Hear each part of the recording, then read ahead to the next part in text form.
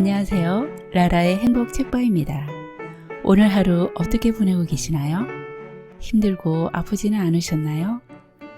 오늘 함께할 책은 지친 우리들의 마음에 부디 아프지 말라고 위로하는 나태주 시인의 산문집 부디 아프지 마라입니다. 펴낸 곳은 시공사입니다. 자세히 보아야 예쁘다. 오래 보아야 사랑스럽다. 너도 그렇다. 나태주 시인은 풀꽃으로 우리 모두를 예쁘고 사랑스럽게 만들었습니다. 그의 시가 우리의 마음을 따뜻하게 채우고 있을 때 시인은 병원에서 죽음의 위기를 맞습니다. 담즙성, 범발성 복막염 선고를 받고 의사들도 포기했으나 기적처럼 살아납니다. 그 뒤로 나의 모든 것이 달라졌고 세상과 사물은 새롭게 반짝였고 녹슨 시간은 다시금 의미를 갖기 시작했다라고 말합니다. 그 삶을 바라보는 태도도 달라집니다. 하루하루를 첫날처럼 마지막 날처럼 살기로 합니다. 오늘 하루 주신 목숨에 감사하고 기도하고 저녁에 잘 때도 오늘 하루 잘 산 것에 감사하고 기도하며 잡니다. 그가 두 번째 인생을 살면서 깨달은 인생의 의미와 소중하고 아름다웠던 삶의 순간들을 이 책에 담았습니다. 책을 통해 작가는 다른 이들의 안부를 묻고 축복하며 아프지 마시라고 당부합니다. 이 책에는 삶에서 깨달은 97편의 진솔한 이야기가 들어있습니다. 곁에 두시고 한 편씩 꺼내어 읽어보셔도 좋겠습니다. 나태주 시인의 소중하고 아름다웠던 삶의 순간들을 통해 위로받고 힐링하는 시간 되시길 바랍니다. 그러면 함께 부디 아프지 마라의 책장을 열어보겠습니다. 구독과 좋아요, 알림 설정은 저에게 큰 힘이 됩니다.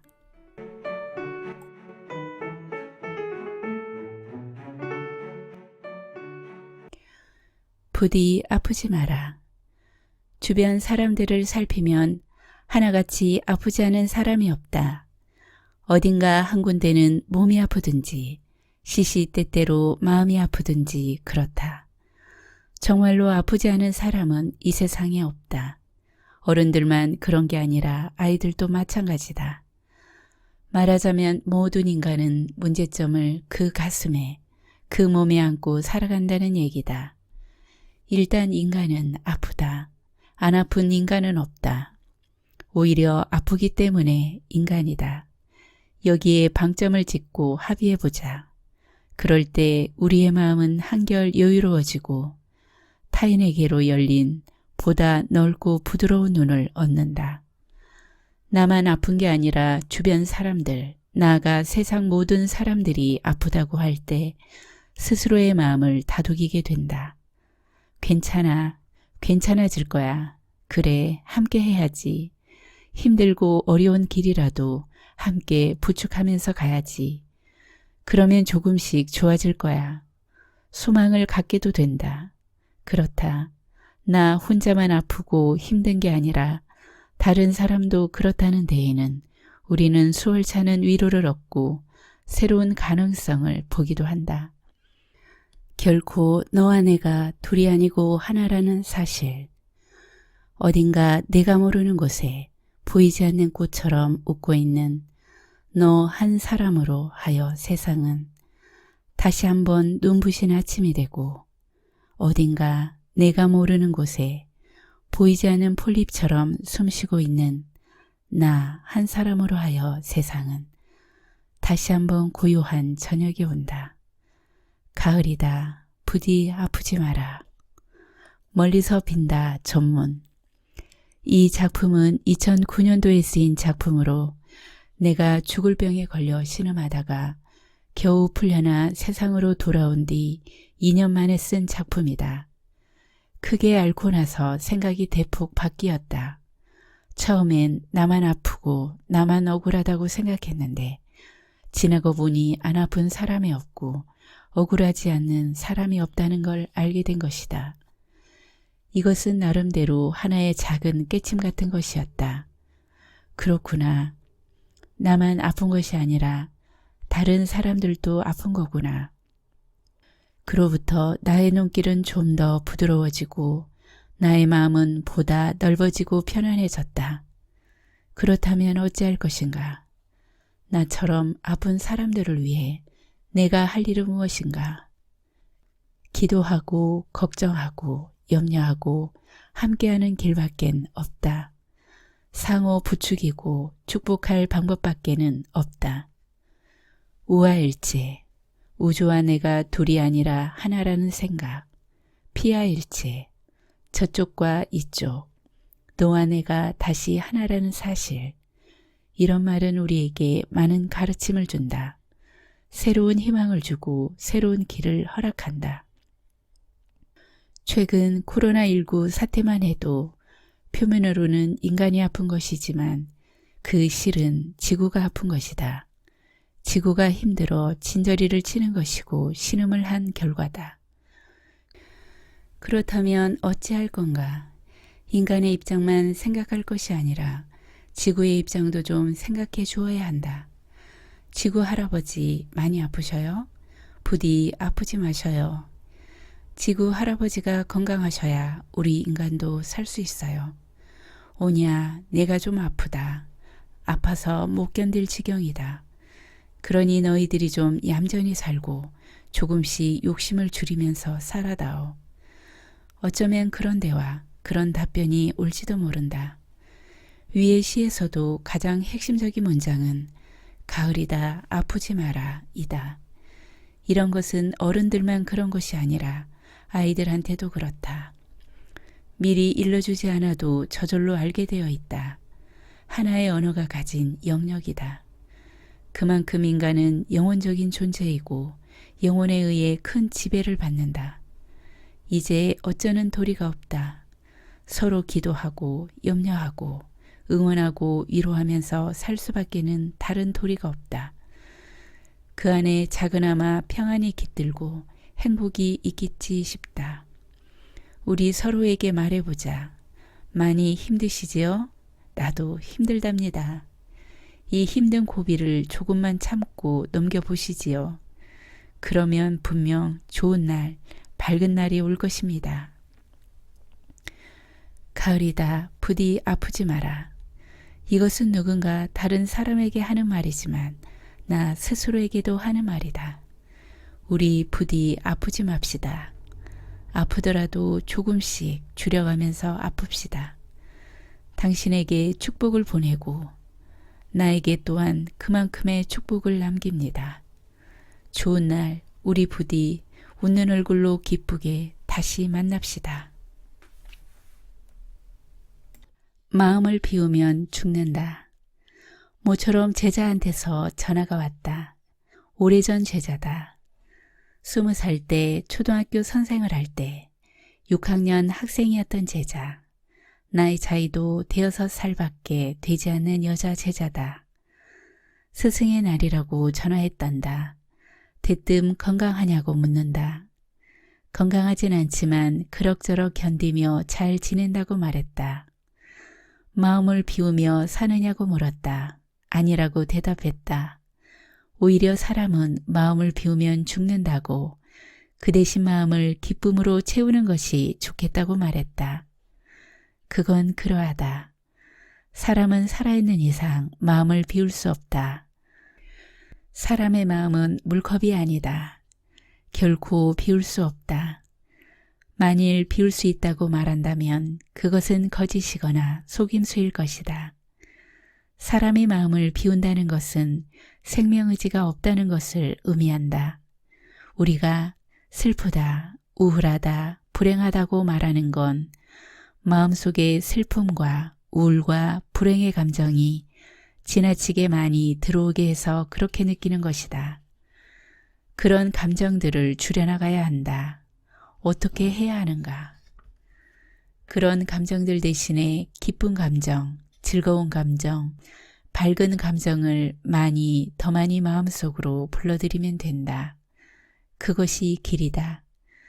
그렇게만 된다면 우리는 어떠한 처지와 형편 속에서라도 문제없이 행복한 사람이 될 수 있다. 이것이 늙어서 내가 알게 된 조그만 생의 비밀이고 한 깨침이다. 철없는 생각. 깜깜하게 어두운 밤이다.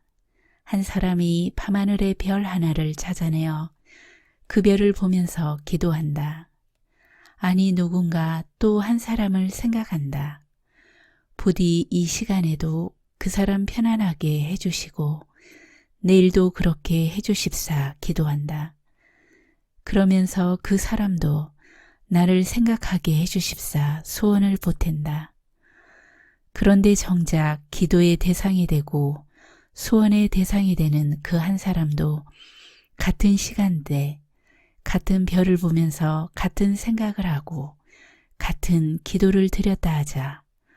그렇다면 그 두 사람의 마음과 기도와 소원이 하늘 허공에서 만나 또 다른 별로 빛나는 것은 아닐까.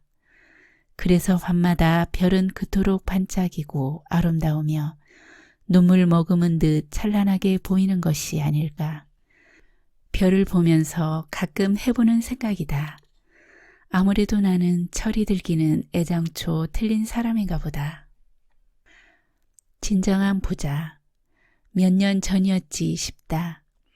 천안에 있는 한 대학에 문학 강연을 하러 간 일이 있다.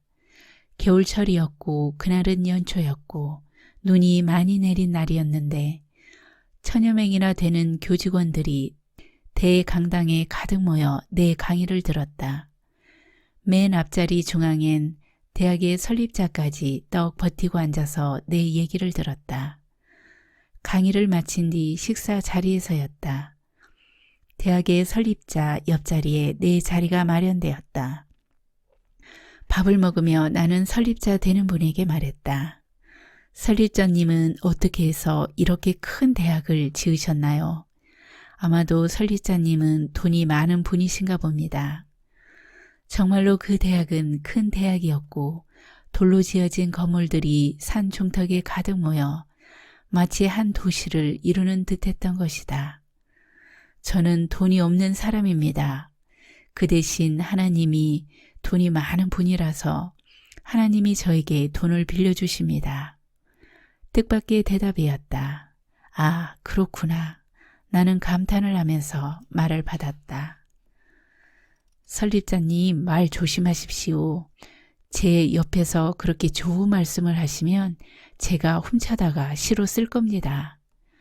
어리둥절한 표정을 짓다가 설립자 되는 분은 웃음 띤 얼굴로 말을 받았다. 좋습니다. 아무렇게나 하십시오. 그 뒤에 나는 그분에게 시 한 편을 써서 보내드렸다. 돈이 많은 사람에게 물었다. 왜 그렇게 돈이 많으세요? 난 돈이 별로 없어요. 하나님이 돈이 많으시니까 빌려주시는 거예요. 그가 정말로 부자였다. 부자 전문. 한참 동안 나는 정말로 부자가 어떤 사람인가, 진정으로 잘 사는 삶이 어떤 삶인가 생각해보는 기회를 가졌다. 무조건 돈이 많다고 해서 부자는 아닐 것이다. 돈을 많이 가졌더라도 그 돈을 어떻게 사용하느냐가 더 중요한 일이다. 쓰는 돈도 나름이다. 오로지 자기 자신만을 위해서 돈을 쓰는 것이 아니라 남을 위해서 돈을 쓸 때 더 좋은 돈이 되고 더 많은 돈이 생기는 것이 아닐까. 그런 사람이 진정으로 부자인 사람이고 정말로 잘 사는 사람이 아닐까. 돈만 그런 것은 아닐 것이다.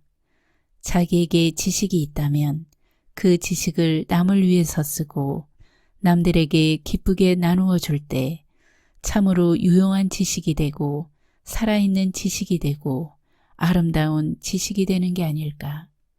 이러한 생각과 각오는 시를 쓰면서 세상을 사는 동안 내가 한시도 잊지 말고 가슴에 안아야 할 생각이다. 내가 쓴 시에 대해서도 한결같이 주문해야 할 내용이다. 가로등이 켜지는 시간. 12년 전 병원에 장기 입원해 있을 때의 일이다. 그날이 그날 똑같은 일정이 반복되는 날들. 조금씩 좋아지고는 있었지만 퇴원 날짜가 자꾸만 늦춰지는 바람에 병원 생활이 더욱 지루하고 따분했다. 게다가 잠까지 잘 오지 않는 밤이 잦았다.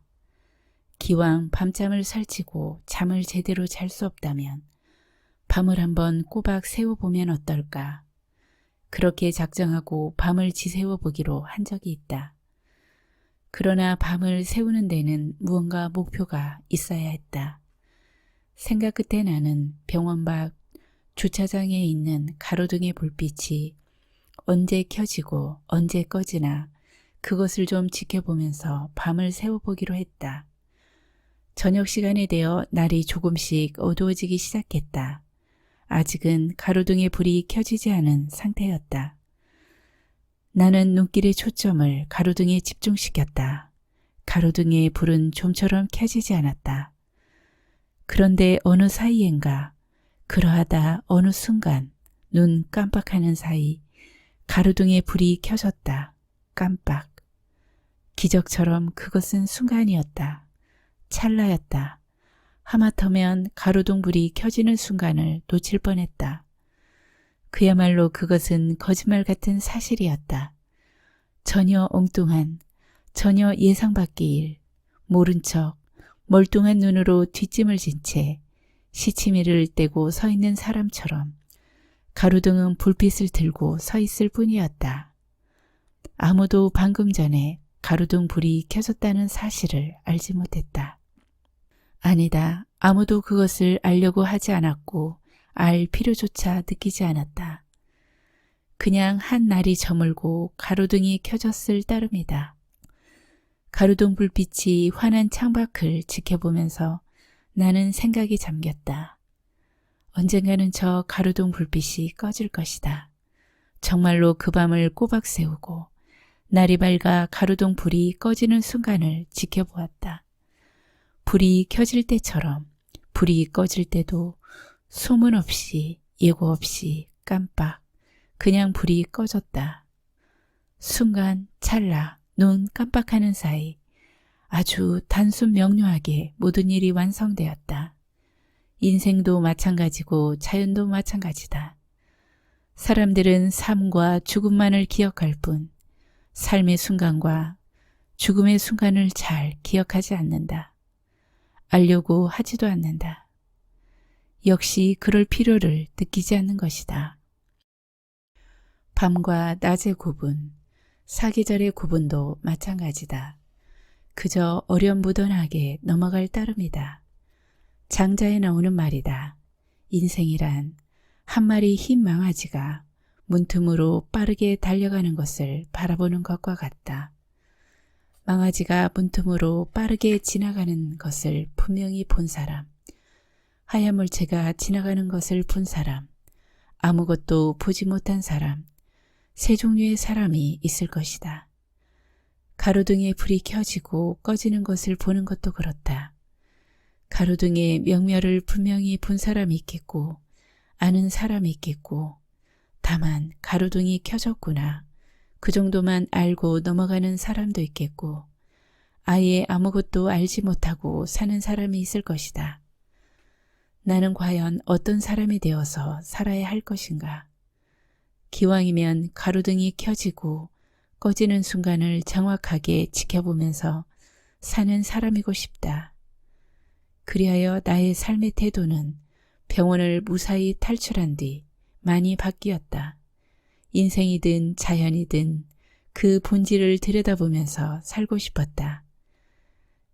결국 그렇게 하루하루를 살게 되었다.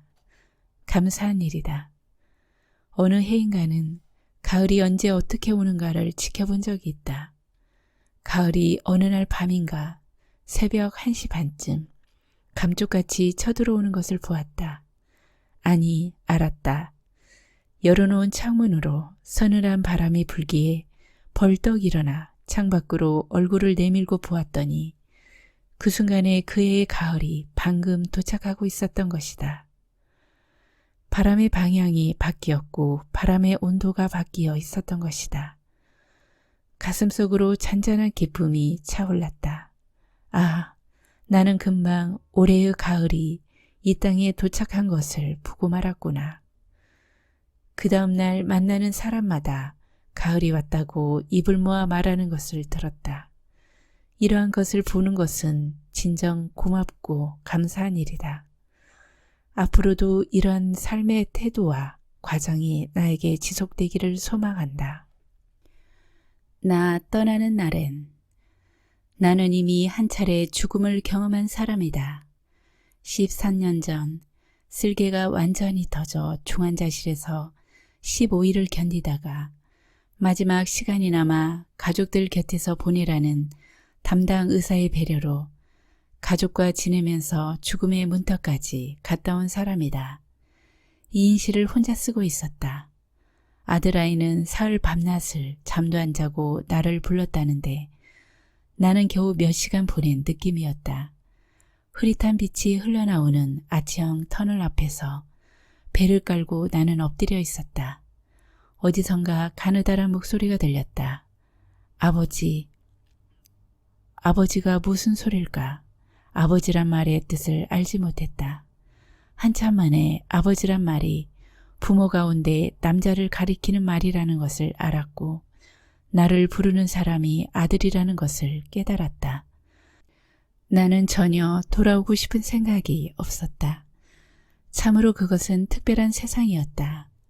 우선 육신의 고통이 없어서 좋았고 고요하고 평화롭고 자유로운 세상이어서 좋았다. 어디선가 향기마저 번지는 듯했다. 그냥 아치형 터널 저쪽으로 넘어가기만 하면 되는 일이었다. 왜 이렇게 좋은 세상을 두고 내가 돌아간단 말인가. 그렇지만 아들의 부름이 너무나 절박했다. 왜 저 아이는 저렇게 애절하게 나를 부르는 걸까? 아무래도 그냥 가면 안 되겠다는 생각이 들어 발길을 돌렸다. 아니, 마음을 돌렸다. 그래서 나는 다시 사는 목숨이 되었고 오늘에 이르게 되었다. 말하자면 두 번째 사는 목숨인 셈인데 그 뒤로 나의 모든 것이 달라졌다. 세상과 사물은 새롭게 반짝였고 녹슨 시간은 다시금 의미를 갖기 시작했다. 처음 얼마 동안은 하늘나라에서 며칠 휴가 나온 사람처럼 살았다. 그러다가 기왕이면 순간순간 버킷리스트를 해결하는 마음으로 살자는 생각이 들었다. 최선을 넘어서 이제는 날마다 이 세상 첫날처럼 살고 날마다 이 세상 마지막 날처럼 정리하면서 살자, 그것이다. 섭섭함을 버리고 억울함을 버리고 모든 욕망까지 버리며 살기다. 구체적 목표라면 날마다 밤 안 얻어먹고 욕 안 얻어먹기다. 내가 죽는 날이 따스한 봄날이면 좋겠다는 그런 소망은 없다. 다만 아내가 곁에서 지켜봐 주었으면 좋겠다. 울지는 말고 조그맣게 찬송가를 불러주었으면 좋겠다. 그때는 내가 두 번째 죽는 날. 나는 결코 꿈꾸듯 잠자듯 죽기를 바라지 않는다. 되도록 정신을 똑바로 차릴 것이다. 아, 내가 이제 죽는구나. 이런 생각을 하면서 곁에 있는 사람들과 마지막 인사를 나눌 것이다. 나 먼저 간다. 잘 살다 오너라. 그동안 참 좋았다. 고마웠다. 잊지 않으마. 그런 말을 하며 떠나고 싶다. 오늘은 나태주 시인의 부디 아프지 마라와 함께 했습니다. 진정으로 좋은 인생은 후반부에 반전이 있는 인생이라고 합니다. 힘든 일이 있더라도 오늘도 좋고 내일도 좋은 인생이면 더 좋겠습니다. 여러분의 매일이 좋은 일 가득하시기를 기원합니다. 오늘도 라라와 함께 해주셔서 감사합니다. 행복하세요.